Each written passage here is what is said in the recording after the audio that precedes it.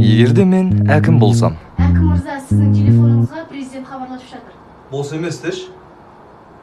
Ойнап айтам. Алдыма отырам. Әкім сіз ғой сіз? Құжаттарды Әкім мырза, сізге бір сұрақ. Сіз осы қалай көтерілдіңіз? қалай көтерілдіңіз? Иә. Лифтпен көтерілдім. Бөлінген миллиардқа 2 мектеп, 2 садик сал, зачы қалуатса горилла алса ше. Горилла? Жасылын аласың ғой. Әңгіме айтсаң да ше, шама қызық болсын. Так, Гүлзипа, маған бір кофе. Андай біртүрлі ауылдың әкімі сияқты андай. Гүлзипа, кофе. Гүлзипа.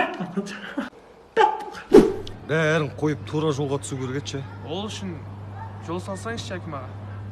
Ош, сен сөйлейсің ба? Көтің бәрі жүрейін ба?